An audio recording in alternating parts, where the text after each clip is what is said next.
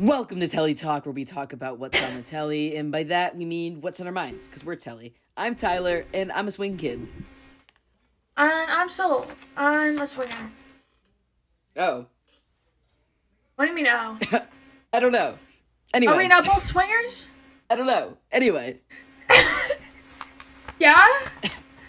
Today we're talking about a movie that I have wanted to watch for about 4 years now, because my high school jazz band teacher, that I will not dox for once, talked about it during jazz band, and I was like, wow, this combines two... You won't dox the assistant band director, but you will dox our actual band director live on Twitch, that you guys should go totally follow us on, Telly Productions Official. Yeah, just don't go watch that VOD. Don't watch the VODs because I dox our band director. Anyway, I won't dox the assistant... I'm in college now. Everything's professor. I won't dox the assistant band professor. Today we're talking about the movie Swing Kids, which I have wanted to watch for like 4 years because it combines two of my special interests. I've always loved World War II historical Nazi fiction. Germany? Yes. Actually, I have a story about that. That's kind of embarrassing. Anyway, World War II historical fiction I love reading. Just wait. Were you one of those like Holocaust non-believers? No, of course not. I'm not that dumb. It's and also, I play jazz. You like jazz? I like jazz. You like jazz? You like jazz? I love jazz. And this movie is both of them, and also it stars two of my favorite male actors. It stars Neil from Dead Poets Society, and it stars the lead boy in the Newsies movie, Jack. You ever seen Disney's movie Newsies? Of course, we watched it in band like 8 fucking times. Yeah, so the lead man in that and the lead in Dead Poets Society, they're both the main characters in this movie. So it's like, wow, all of my interests are coming together at once. I just like Christian Bale. I have a comment about Christian Bale. What's your comment about Christian Bale? No, I'll save it. He is the lead in the Newsies movie, and he does a very good job, and it's very gender. Christian Bale? Christian Bale is the lead in the Newsies movie. Really? Yes, 100%. You're a liar. No, look it up. I don't believe That's what I know him from. And then Neil Perry from Dead Poet Society is the other lead, and they're both so gender to me, and I love them so dearly. Yes. Huh? Wow, he did the Newsies and then went straight to this one. Yeah, and no wonder he's so good at dancing. So the other guy. So this movie is just like all of my interests intersecting at once, and yet for some reason, I think it was because I had to pirate it, and I just I couldn't find it anywhere for a while. Like, it wasn't free anywhere, and I think that's why I didn't watch it for so long. But I finally watched it for this podcast, and I am so excited. This movie is based off of the real events that took place in Nazi Germany, where Nazis did not like jazz music because they were racist, and jazz music was done by black people and Jewish people. So Nazis just kind of like banned swing music. And there were a lot of like teenagers in Nazi Germany who disagreed with the Nazis. And what they would do is they would play at and go to and enjoy underground jazz clubs as a form of like revolting against the Nazis. Like, that was their act of resistance, was jazz clubs. They weren't really hidden jazz clubs. They were giant, huge, stadium-sized clubs. Yeah, it's that a movie. They played swing music in, and then when the Nazis walked in, they would play their nationalist music. Yeah, that's what I'm not sure how that compares historically, to be honest, but like I didn't research that bit of it, if it was like more hidden or if they'd like just changed to classical music when the Nazis came in. I'm not entirely sure, but that is what happened in the movie. Oh my god. And I've always liked reading World War II historical fiction books, so I was just so excited for this movie, and I fucking loved it. He kind of looks like Paul Rudd. Who? A little bit. Who? From afar. Who? Christian Bale. Christian Bale? In the 90s. In the 90s. Like, from afar. If you squint really hard and close your eyes. If you squint at Christian Bale in the 90s. If you squint, close your eyes, and spin around, and open them a little bit. Only a little. I think you and me are just both face blind, to be honest. No, yeah, I'm totally Yeah, I don't know why I made that statement. It's totally false. He looks nothing like Paul Rudd. No, but keep that in, please, because that's funny. Actually, in this blurry Newsy poster, he looks like Timothée Chalamet. Oh, No. Let me send this to you. Let me send this to you. Let me send this to you. Let me send this to you. No. Let me send this. Let me send this. Hold it. Look at it. Okay. Does that not look like Timothy Chalamet? If you squint, in the blurry news, if you blur it, no. If it was blurry, if you blur it a little bit, yeah. Wait. If you squint, it does look like Timothy Chalamet. It does. It does. For some reason, if you squint, it looks like the hair. Timothy Chalamet. So, the beginning of this movie gave very 60s vibes. I've watched a lot of 60s movies, a lot of Scorsese movies with jazz in them, and I enjoyed every second of them. And this movie gives very, very 60s vibes, because doesn't it take place in the 60s? Or the 40s? Do you know when World War II was, my good fellow? Do you have a clue when World War II was? When was World War II? It was like the 30s and the 40s. Great. So this movie does not take place in the 60s. It could have. No, it couldn't have. This took place on the rise of Hitler. So the 30s. This took place in the late 30s, is my best guess. Potentially early 40s. What? But my best guess is late 30s. No, but I swear, in the beginning it did say a date. I just promise you with my whole heart that this did not take place in the 60s. This took place a little bit before World War II. Like when the Nazis were like... It gave very 60s vibes. Okay. Like, it felt like a movie that was made in the 50s or 60s, but it had that 90s aesthetic to it. I understand where you're coming from. I understand. Like, it was, like, I've watched so many 60s movies. Like, what's that one? Exactly. New York by Martin Scorsese. This took place in the late 1930s. Perfect. It's said in the beginning of the movie with those messages. Yeah. But, like, this had the same vibe as, like, New York. Okay. That's understandable. Martin Scorsese, which has tons of swing music in it. But yeah, this took, like, you can tell based off of the context of the movie that Hitler Youth is a thing. That, like, this is before they're going after the Jews, but the concentration camps aren't a thing yet. Like, they're starting to attack, I think, Austria, ? Is what they said. But, like, the full war isn't happening yet. It's, like, context clues, you can tell this is late 30s. In the late 30s, like, yeah, that's the Nazis... That's the first 3 words of the movies, in the late 30s. Perfect. Like... The Nazis are in power, but it's not, like, a war yet where they are having concentration camps full of Jewish people, but it's, like, close to that. Like, we're a couple years away. Yeah. Anyways. I thought this movie gave a very 60s, 70s vibes, like New York, that Martin Scorsese directed.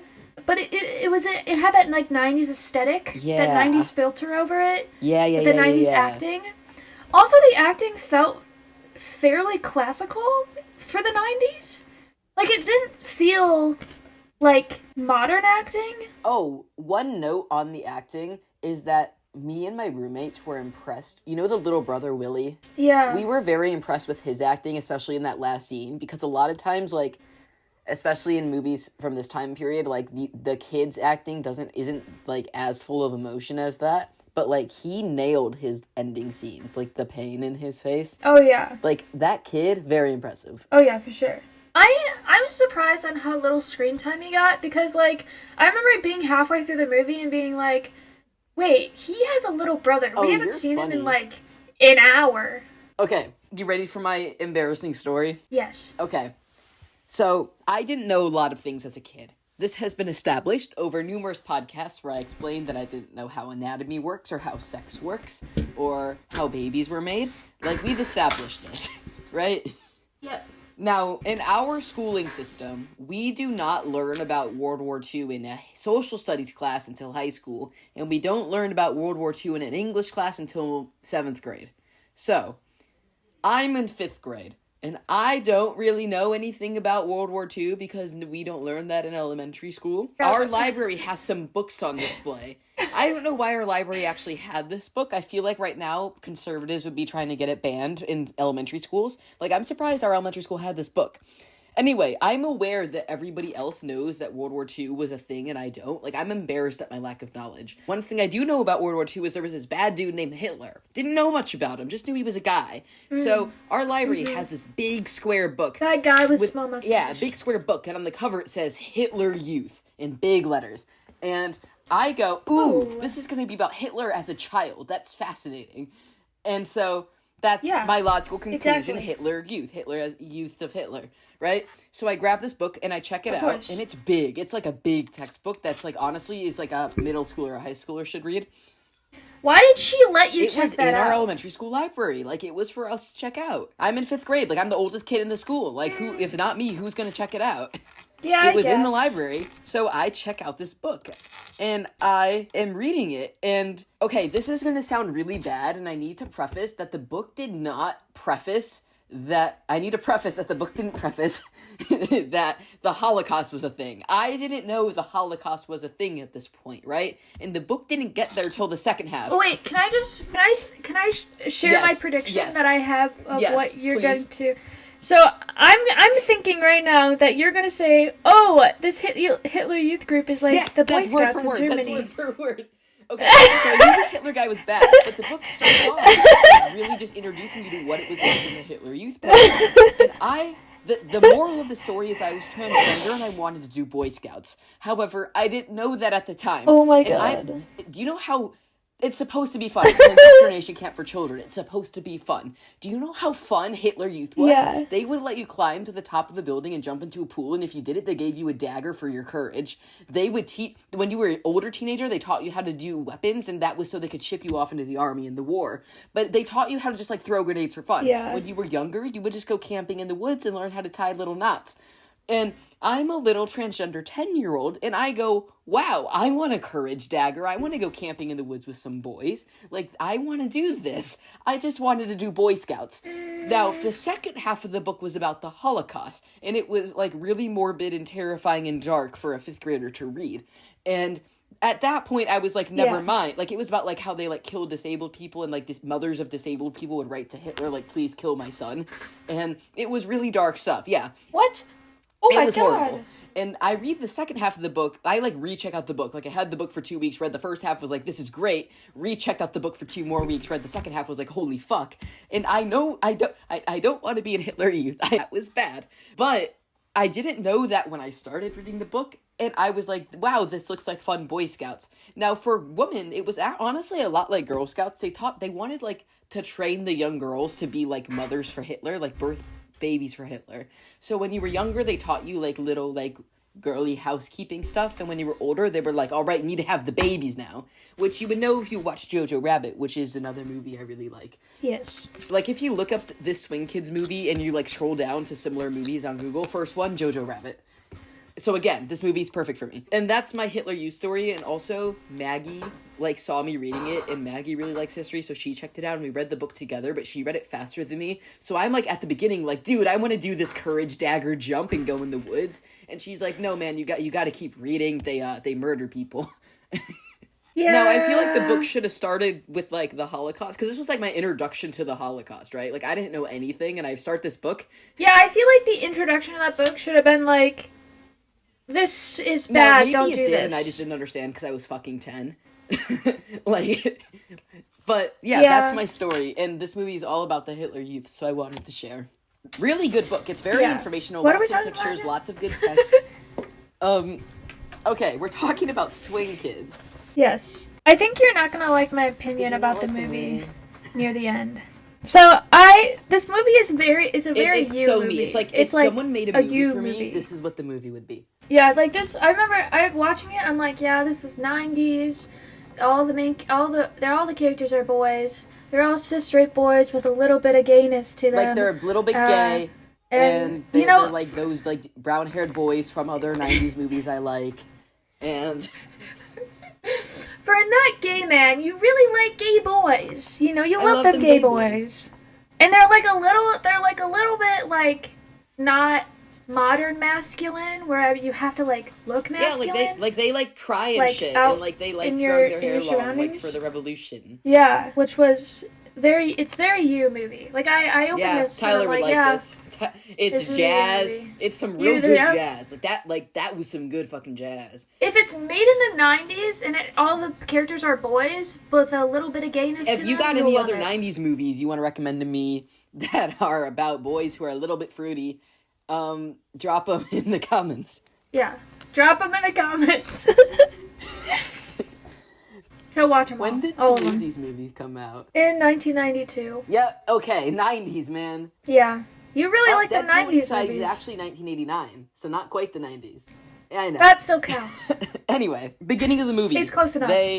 They're doing their little swing thing, and they piss on a Hitler poster, which I just thought was so boy. Like, I'm watching this, and I'm like, man, this is what boyhood is. Pissing on a Hitler poster. Wait, Yeah. I have a question. Are the main boy group supposed to be German?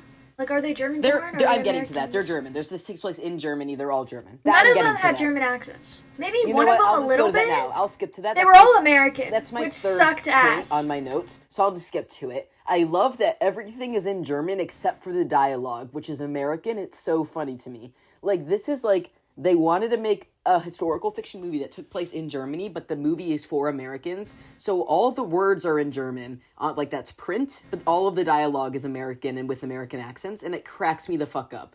It's so bad, it's hilarious. It was so bad that they didn't even try German accents. Yeah, I mean, that was weird. Yeah.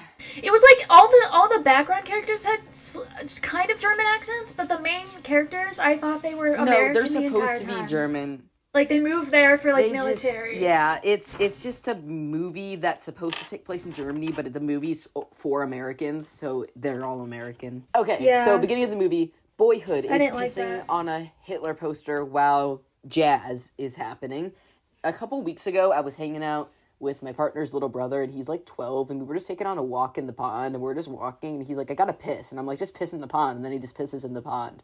And I was like, this is what a guy is like. Being Public urination is what urination? Boyhood is about. Christian Bale in this movie is so fucking hot. I can't even describe it. Like, I literally just drew a bunch of, like, little faces of little like, one of them's just drooling. But Christian Bale blonde, holy shit, man.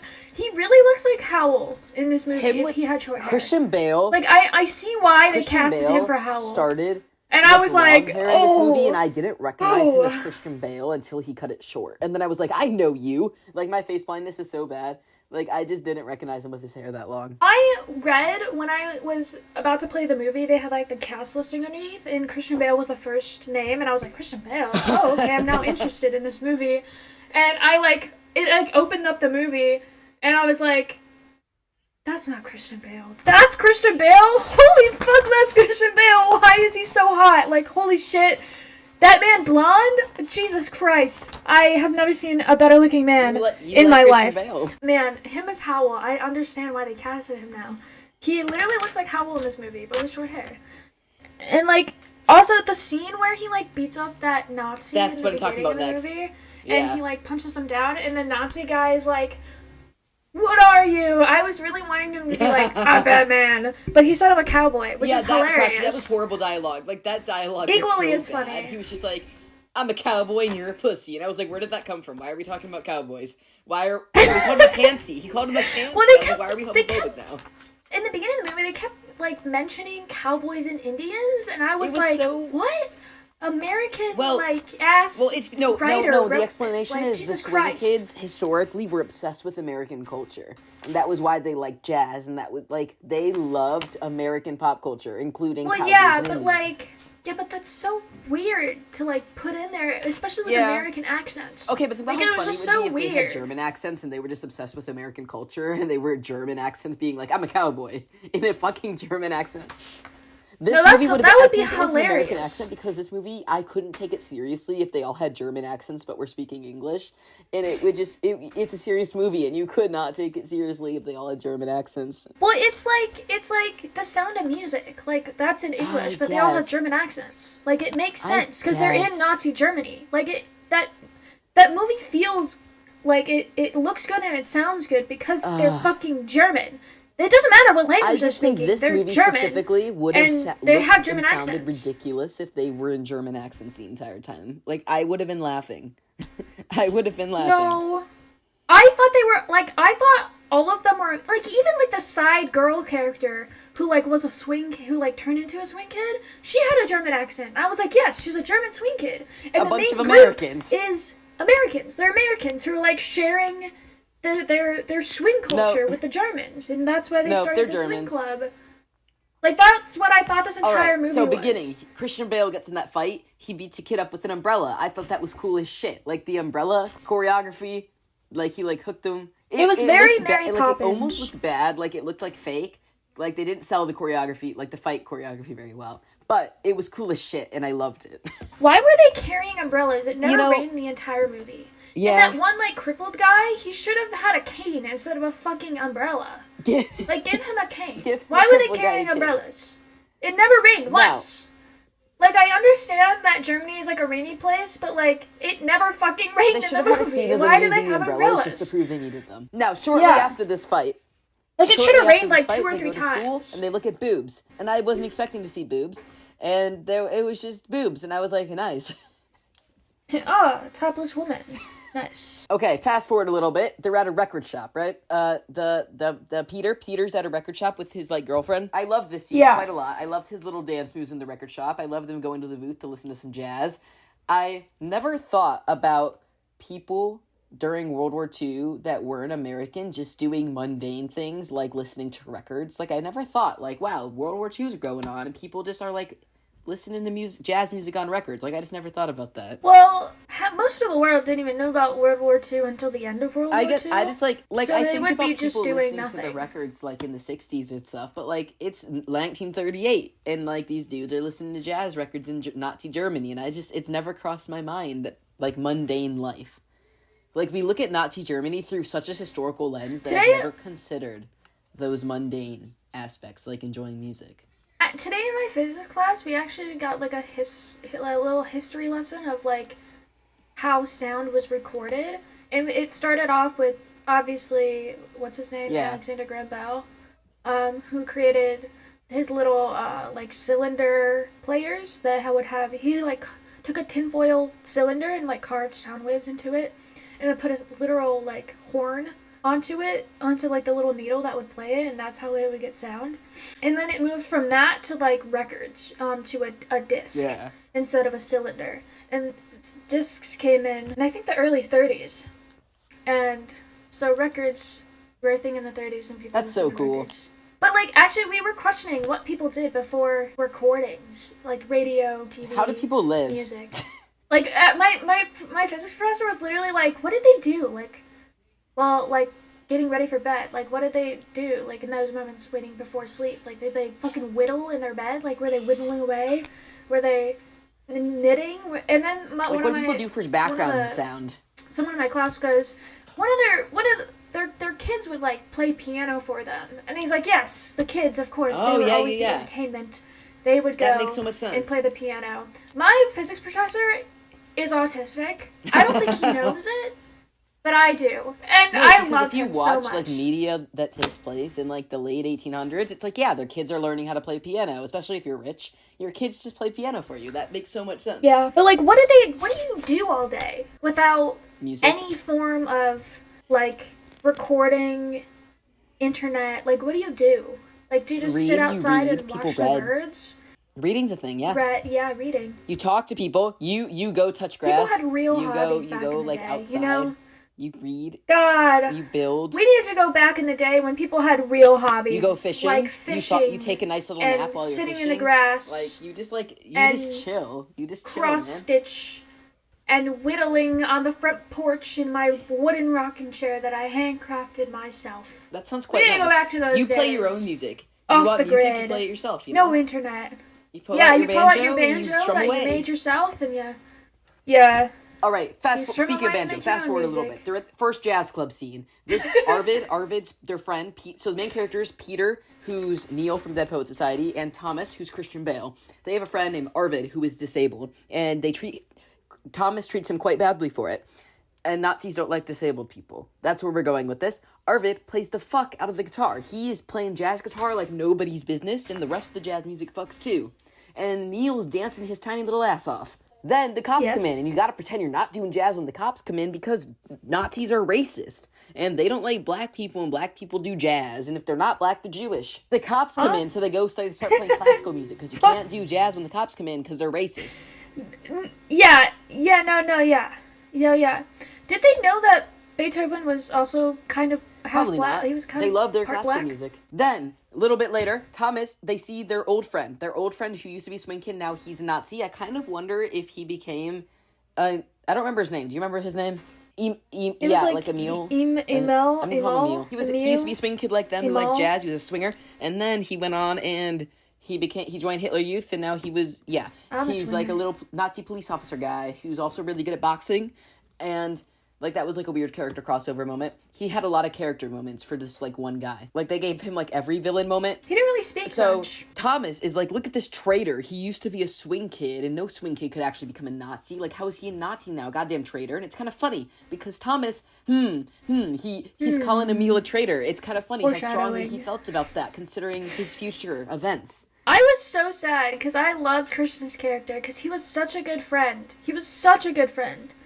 And then he fucking did a 180. And then they mentioned the Hitler Youth being compulsory. And maybe that's why Emil is in it. And I was like, if it's compulsory, why are they not in it? I was kind of confused about that.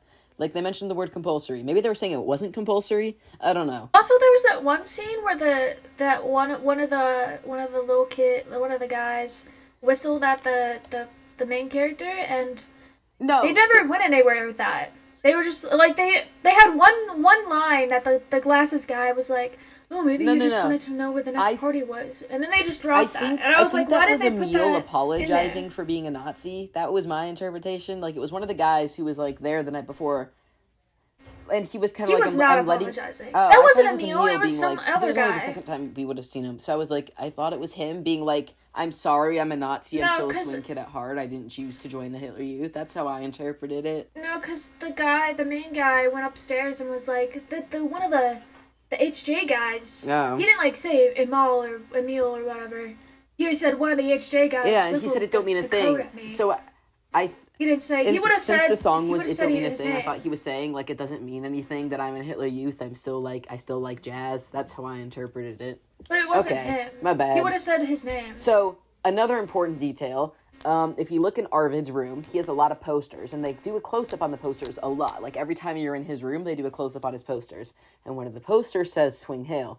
And that's important because that is the same thing as how the movie ends, and I like that they do a close-up on that a lot because it makes the ending of the movie hit more. Oh, really? It's like his entire room is covered in posters, and every time you enter Arvid's room, they do a close-up on 3 different posters. Like, it's like 3 different close-up shots before you see the characters. Every time. That's hilarious. They do a close-up on his posters, and they always do a close-up on the one that says Swing Hail. And that is, like, the lines of how the movie ends with the moment between Peter and his little brother Willie. Yeah. I was confused about the line at the end. I was like, oh, they just took out like on Hail his Hitler poster and did Swing Hail. I get that. Damn. I didn't was see like, the wow, poster. That makes the ending of the movie hit harder. Yeah, I That's never such saw a cool detail. You just don't notice it. Now, these guys are such music nerds that it's kind of adorable. Like, Arvid owns 2 million records, and Thomas breaks one on accident, and then it, like, says something really, like, He doesn't even break it. He just he doesn't even. I don't think he even Arvid kind of lost his it. shit. The needle slips, Okay, and then to be he fair, like smashes his own record for like until no fucking after reason. Thomas said something really like ableist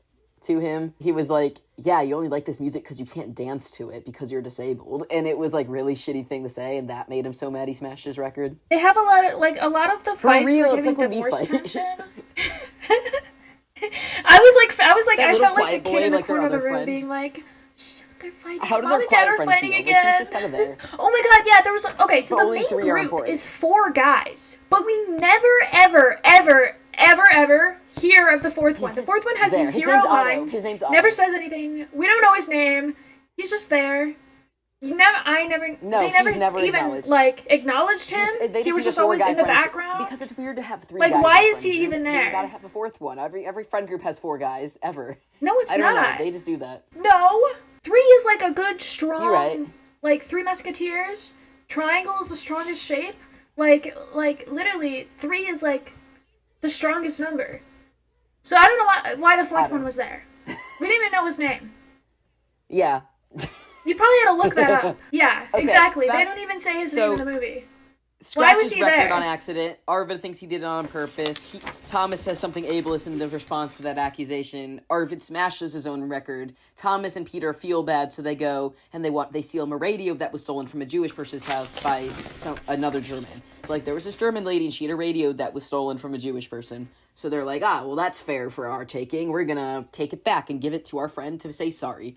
And they try and steal the radio, but Peter gets caught, and then he's forced to join the Hitler Youth. And I was like, I wonder if that's how Emil got, like, into it. Like, if Emil got caught doing something illegal, and that's why he was forced to join the Hitler Youth, maybe? I don't know. Because I think he was... My thought is that he was, like, forced into it by his dad, maybe. And then eventually Thomas did. He had a Thomas arc. Into Thomas. Okay, now building on that, I was honestly surprised that Thomas wasn't forced to join sooner. Like, he joined willingly because Peter was forced to join. He didn't want Peter to be alone, which is quite nice. And he was like, yeah, we're going to have a good time. We're going to get the benefits of Hitler Youth by day, and at night we'll still be swing kids, right? And then we finally see Thomas's family. They're obviously, like, very rich, powerful German people. So I'm genuinely surprised his father did not force him to join earlier. Like, I'm surprised he wasn't already in it from his father making him. Yeah, me too. They kept emphasizing that it's your choice to join or not. Okay, now building on that, this is where we really start to see the difference between our three main characters. We have Thomas, who is from a rich, powerful family, and is like in a very privileged position, and he has everything to gain from being a Nazi and nothing to lose from the Nazis. This is why he is the most susceptible to their propaganda, and this is why he's the one who ends up becoming a Nazi. On the other end of the scale, the far other end, we have Arvid, who is disabled and in a much less privileged position. He has nothing to gain from being a Nazi. The Nazis would not even let him in Hitler Youth. On the other hand, he has everything to lose from the Nazis. The Nazis, they even say, we're coming for you next. The Nazis do not like disabled people. They want to kill disabled people. In the middle of this, scale, we have Peter, who is in a less privileged position than Thomas. Like, he has a single mother. His dad has passed away, also killed by Nazis. But he's not as, specifically targeted as Arvid. Like, he is, an able-bodied white man, right? So he's in the middle. And so that's why Arvid opposes the Nazis so strongly. And that's why Peter is, he feels so much tension being in the middle like this. And it's a very interesting character dynamic that they made, and I love it. I like that they gave Peter a little mother moment where he just, had a little breakdown in the middle of the movie. God, that was such a good scene. He saw the ashes. The Why did he open that box? He's he didn't know what he was delivering. He had no idea what he was giving these people. He was just assigned to give them boxes. And he heard this woman fucking, scream in pain when she opened it. So he's like, holy shit, I need to see what I'm doing here. In that moment, my thought when he opened the box full of ashes was, first, I was surprised they returned the wedding ring. I'm surprised they didn't just, the Nazis didn't, keep it to make money off of it. I was surprised they returned the wedding ring. But honestly, it hit harder with the wedding ring. Because it's, it just hit with that wedding ring in there. Wow, this was, these are your husband's ashes. I think they returned their wedding ring because they were German. Yeah, but they killed him for being traitors. They didn't the box said traitor on it. Yeah, but they were still white German. But people. I think the first woman he gave the box to, they had a Jewish star painted on their door. Was the first family Jewish? Okay. I don't know. But yeah, that moment with the ashes and then his breakdown, that maybe there wasn't a ring in their box. Oh, the breakdown where he threw the box and screamed and they did that slow-mo transition, that was hilarious. That was so bad. It was so emotional, though. That was hilariously bad. It was so it was so having that. Right, it was the right. only slow motion scene, and then he was a weird cut. You want to know what a weird cut was? It made it so bad. Cut was when I laughed. Where is it? Okay, there was this weird fade where it's they're in the hallway and Emil is Hail Hitler, and after they make up, and Thomas is yeah, Hail Hitler, and they're in the hallway, and there was just this weird ass fade. It was the hallway fade still in the hallway, and I was what is happening? Oh, I think I know what you're talking about. Yeah. There was it was fine editing, but there's most of the some movie was fine, weird and there decisions were that I feel the director made those editing moments. Like, I feel like the editor was, like, doing good, and then the director came in and was like, actually, can you add, like, this fade in and fade out in, like, the middle of this scene? And then can you make that emotional scene? Can you add, like, a slow-mo to him, like, getting up and, like, running away? It didn't. It'll make it so much better. And, like, no, it didn't. It made it Who directed this? So Do you know bad. the director? Like, is this a so name bad. you recognize? Thomas Carter? He did... Nothing. Just this movie. Nothing? Hello? Just this one. He won an award for this Good for movie. him. If He you was look nominated. up the guy who's Neil from was Dead nominated. Poet Society, this is like He his didn't win. third thing. Like he was like he's most well known for Dead Poet Society. He's pretty well known for being in the show House, and then this is like his third thing, like on his resume if you look him up. He directed two episodes of the Project Blue Book TV series.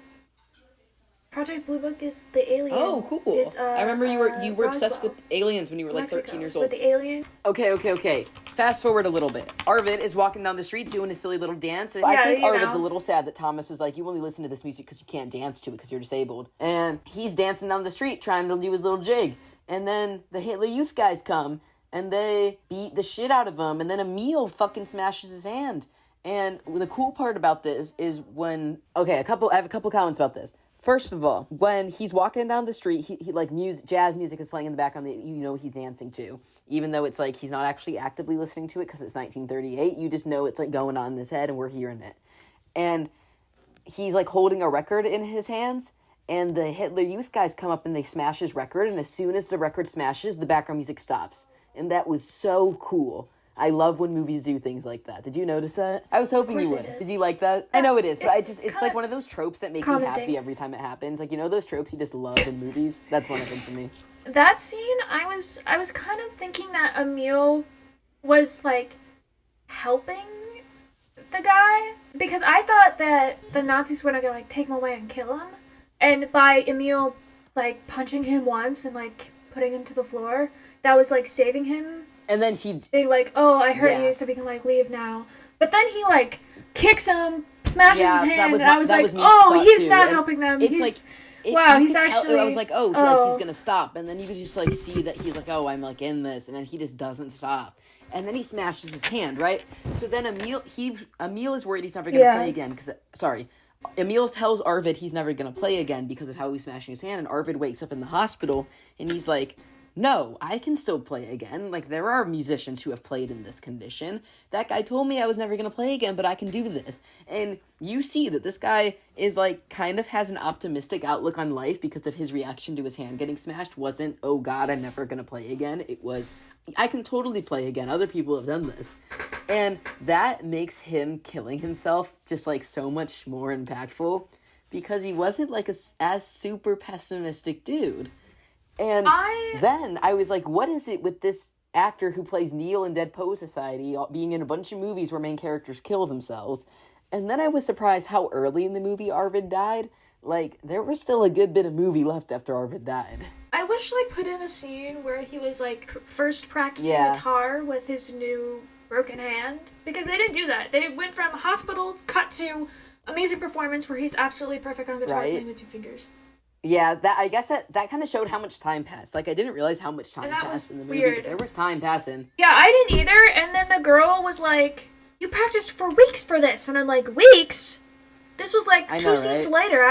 You should have put something in there to, like, okay, funny moments in the movie. Time passing. A little bit after when Arvid gets hurt from Emil, a little bit later, some of the, like, Nazi dudes are talking to some of the swing kids, and one of them goes, my girlfriend has shorter hair than this.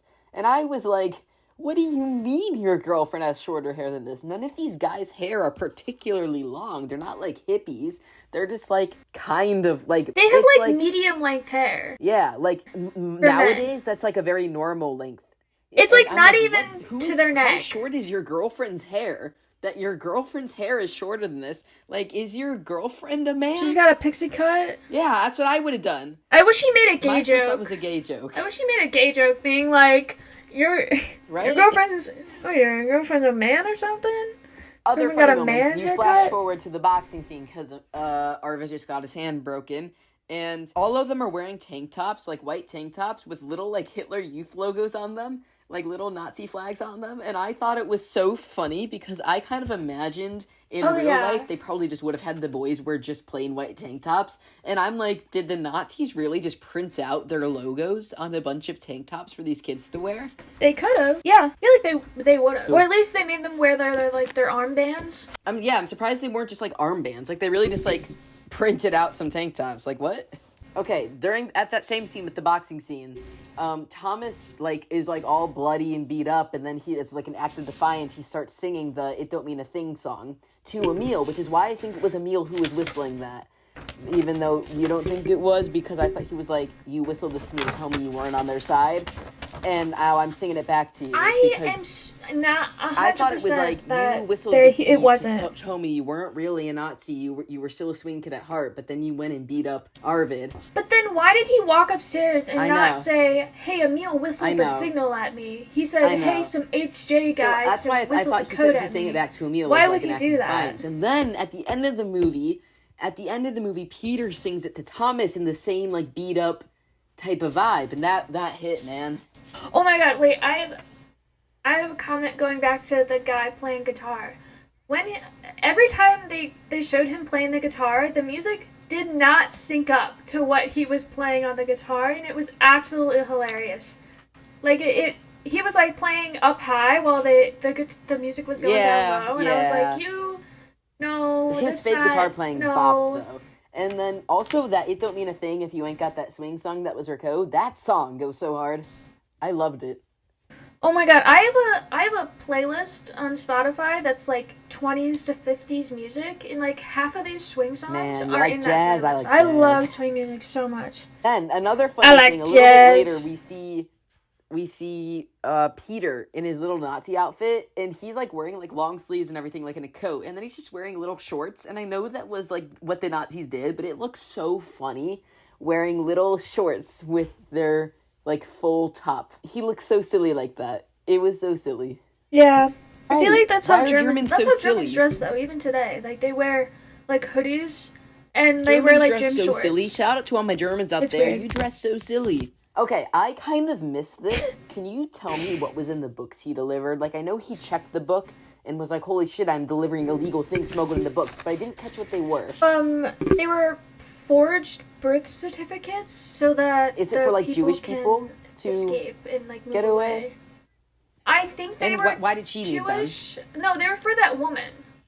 But like, that why would a that fake birth certificate help her leave? To leave. I don't know. Maybe she was Jewish.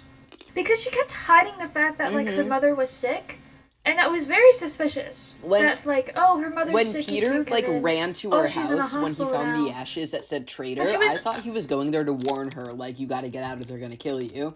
And then he didn't. He was just like crying. Me too. I also thought that he was gonna tell her that, oh, your husband is a box of ashes, and that she was gonna like pull out the box of ashes and be like, yeah, here's my husband, box of ashes. But then she pulls out the letter from his dad, and I was like, why did you keep that from him for so long? Like, right? What do you mean you just found it? You pulled it out of the top drawer right there. Like, what do you knew you had that. Why didn't you give it to him? Speaking of dads, you know how Thomas, like, rats out his dad and his dad gets, like, arrested? Did he make that up? Like, did he pull that out of his ass, the things about his dad? Like, no. That happened, like, the scene before, where his dad was like, the Nazis are doing this thing wrong, and blah, blah, blah. No? No. I got the vibe that his dad mostly liked the Nazis. I don't know. Okay. I just wasn't sure if, like, he made that up. Cool beans. The scene before the glasses guy, right before he died, the scene before he, like, left the whatever, the little restaurant he was playing at, I was like, this man is gonna die very soon. And it cuts to the next scene of him killing himself. I thought the Germans were gonna come and take him away and kill him. I didn't think that he was gonna kill himself. That shocked me. Also, with the record, the shot of him in the bathtub was like a painting. I swear beautiful. They based that off a painting. I've seen something like that. I could barely look at it, but it was also like... That looked exactly like that. So, right before that, you can tell part of the reason he kills himself is, like, because of Thomas's, like, we're coming for you next. Like, he knows that, like, he's gonna die. so he might as well, like, take it into his own hands, right? After the glasses, like, walks away, goes home to kill himself, Peter, like, turns to Thomas and is like, yo, that's horrible, you're turning into a fucking Nazi. And then he just goes, yeah, so what if I am? And I'm like, no, dude, you're so good in the beginning. You were, like fighting for your friends. You know how they you showed a lot of the propaganda so he that they were experiencing? Like, come on, obviously, man. looking back on that I propaganda, liked you. it's bullshit. But imagine you're, like, 17 and you're experiencing that propaganda in real time. Like, it was effective. It was effective propaganda. There was a scene where they were watching that, like, movie or whatever about the Nazis, or the Jewish people. They're like, the Jewish people are rats and blah, blah, blah, blah, blah. And it cut to the reaction shot, but it looked like Thomas was, like, laughing at it. It looked like he was laughing at it. Like, Christian was literally, like, that was, like, first. That was, like, the first bit of covering his face like he was laughing at it. Over time, and he, like, looked at Peter and was like, no, it was, like, the second or third. And I was like, I thought he was, like, on the good side, you know? I thought, whatever. So, that propaganda was so effective, like, in the moment, that it, like, worked on someone like Thomas, who had everything to gain from being a Nazi and nothing to lose from being a Nazi. And then, I think what was fascinating is at the beginning of the movie, he called Emil a traitor for starting a swing kid and turning into a Nazi. And at the end of the movie, he calls Arvid a traitor for not becoming a Nazi and staying a swing kid. Like, the difference in how he used the word traitor was such a big theme of the movie, and it was fascinating to watch him, like, become so opposite of his original values. And did you see the part where he almost threatened to report Peter for, like, not being a Nazi? And then he caught himself, and, like, he, like, stopped. He was like, I'm gonna and then he stopped. Like, that was... Yes, oh my god. That was, like, I was, like... I drew a little face for that. I drew, like, a little shocked face on my pamphlet, and I wrote the quote down, being like, do you want me to report you? And then above that I wrote, they argue like a married couple. And then that ties to the end of the movie, where you, like, kind of see his face when Peter chooses to get, like, arrested and taken to a work camp, because he's like, wow, this thing that I've bought into is actually hurting the people I love, and I don't want that, is what it felt like to me, like, in his face. I loved his little breakdown moment where he just, like, went to the like, he was like, fuck it, I'm gonna get caught chaotically tonight. dancing by himself, and just, like, being like, I'm gonna die tonight, I know I'm gonna die tonight, might as well just fucking dance my heart out. Also, I hate how he, like, dissed his brother at the end. Like, when he gave the letter to... his dad's letter to his brother, I thought he had also written a letter to his brother. I wish he wrote a letter to his brother and given it to his brother as well as the dad's letter. And, like, he kind of just left. Like, he knew he was going to die, didn't tell his brother, didn't leave his brother anything, like, didn't tell his mom, like, didn't do anything to, like, killed by Nazis. Tell his family. And this poor kid... At least the kid's never gonna grow up to be a Nazi. Yeah. Also, he never took him to the club, never showed him the swing culture or anything. He's just like, at the end, he's like, you need a swing kid. And I'm like, dude, you never taught him anything. You should have taught him during the movie. You should have left him something. You should have wrote him a letter. You should have told him how much you loved him. And you left him with nothing. He was like, whoa, get the fuck out. You're not making my little brother a Nazi. Yeah. They're like, little fist fight at the end. Oh my god, literally. It was giving very much like Obi-Wan and Anakin's fight. Thomas is, I don't know. It was just giving, like, their vibe. To traitor meaning someone who refused to be a Nazi. Fucking incredible. Also, when he was getting on the truck, there was, like, dramatic music. Like, he was... The music was giving, he's dying a hero because he, like, saved a bunch of people. But he didn't do anything to save anyone. Like, he didn't warn that neighbor lady that he was giving the documents to. He didn't save his brother in any way. He didn't save his friend that, like, killed himself. He didn't save that nameless friend that never showed up at the back half of the movie. He never, like... He, like, kinda did a little influence on Thomas. Not really at all, though. And the music made it feel like he was dying a hero. But he did fucking nothing. He just was experiencing it all himself. And was like, yeah, I'm gonna die. That's my future. Yeah, that's really sad. I'm so mad that he left his brother with fucking nothing. I liked the mom character, because she was very understandable. Like, not that, like, her behavior was okay, but you could tell she didn't want her son to end up like her husband, because she loved both of them and lost her husband and didn't want to lose her son too. The mom was a very tragic character. in this. Yeah. I just wanted to note, because of how much they called the Nazis National Socialists, that even though that's what they called themselves, that the Nazis were not in fact socialists. My history self wanted to note that the Nazis weren't socialists. The Nazis didn't really like socialism. Absolutely not. They did have the government run some things, but that's about it. They really didn't do many social things. Can you tell me the guy who, like, would eat dinner with them? Her boyfriend. But, like, not yet. Let me look it up. He was like, because he looks so familiar. And I got this for you. I've seen him in a movie before. And I can't find his name anywhere. Or his picture. Okay, and I need to know what else he's been in. So if you look at who that is, his name is Kenneth Branagh. Wow, this guy was in a lot of things. Holy shit. Well, the list is long. Who is he? Harry Potter, in Harry Chamber Potter? of Secrets, Oppenheimer, Thor? Tenet, Oh my Dunkirk, God. Wow. Thor. No fucking way. He's No Gilroy fucking way. Lockhart. Oh, the blonde Gilroy bimbo. fucking Lockhart. In all the Thor movies, actually. Who is he in Thor? Like, who does he play? He also directed the post-credit scene of Iron Man 2. There you go. And he directed Thor. He's a director of Thor. What? He directed Thor. The thing that I noticed him from was Harry Potter. Yeah, I was like, he looks so familiar. Like, I know him from somewhere.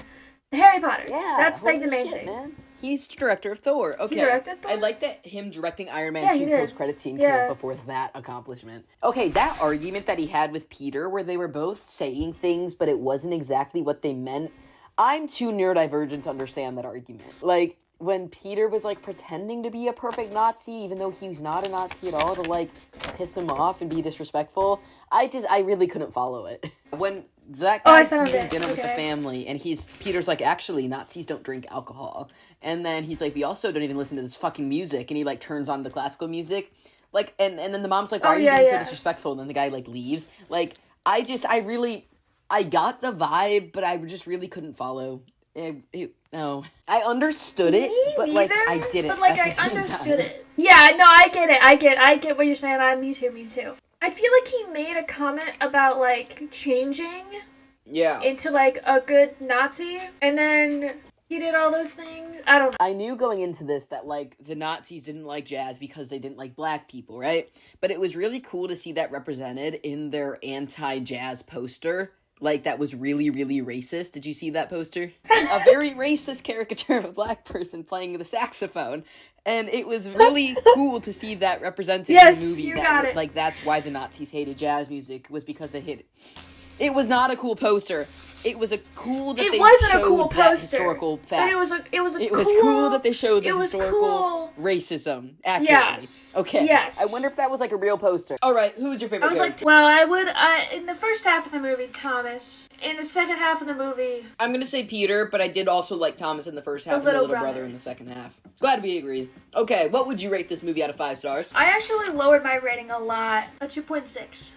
Because it's, like, what? There's things that it was missing that it necessarily needed. It needed, like, a couple, like, time progression scenes, a couple transitions. Some of the editing was weird. They didn't do anything. They, like, added the little brother in the beginning, forgot about him for the good, like, majority, 2/3 of the movie, put him in right at the end, I'm so mad that Thomas didn't leave him anything, didn't write him a letter, didn't teach him any of the culture. Like, they started the movie being like, I'm not taking you to the club, because you're too young, and I'm not showing you the swing culture yet. You're too young for that. You're a little kid. You go learn at school.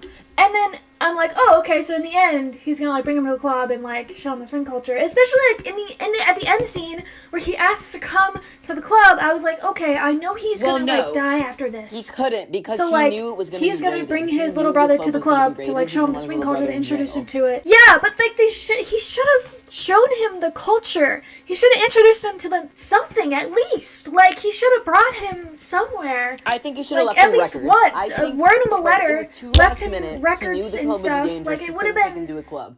But I think he should have left him, like, a letter saying, listen to my swing records or something. He left a brother from his dad saying that his dad loved Peter. He left the brother nothing. A letter that was like, your dad Which made the ending brother. so sad. Yeah, he literally left the little brother the letter of the dad who barely mentioned the little brother, who was like, I love Peter so much, he's my favorite son, my favorite child. Oh yeah, I have a second one too, I totally forgot about him. I'm gonna die now. See ya. Like, imagine reading that, and then your brother just fucks off, being like, knowing he's gonna die. I'm like, dude, that's kind of selfish, not gonna lie. Like, you... because it's like, perfect what the movie fuck? for me. I loved it. I do agree there were some pacing problems. Like, sometimes the movie was too slow, and sometimes it went way too fast. The movie had pacing problems for sure. I'm also rating it low because it's the point Thomas of the turned movie. into a fucking Nazi, and It's I know that's like with the different characters. you know, one of them had to. One of them had to, but like Christian Bale. But like I'm mad they do you chose think Thomas. Christian Bale went out for the they lead role chose with Christian Peter, Bale. but then the other guy turned got into it, a Nazi. but they were like, no, we like you. That's what I think happened. Oh yeah, 100%. Yeah, they're like, you're too pretty for this. We need someone more German. They're like, you could be the rich friend who's like you're pretty as like a rich German, but like we need like a middle class German whose dad died. I think you just like Christian Bale, and that's not getting you. You're too pretty for this. And he got the rich boy role. Yeah, I'm gonna give it 4 stars because it's a perfect movie for me. Like all the ingredients that I need, but the pacing of the movie was off. The 2 points that I'm giving it is just because of the music choice, and then the 0.8 is like rating of the movie I'm not itself. talking. Yeah, the swing scenes, phenomenal. Loved them. Love historical fiction and jazz and these boys. So, fuck yeah, gay people. I hope you guys like this episode. You guys should definitely subscribe if you like to see more movies. You should also comment down below other movies you want us to see. We will watch any movies from the beginning of film history. So basically any movie ever. All movies. Movies that come out next month. Also, they cut my fucking hours. Yeah, bye.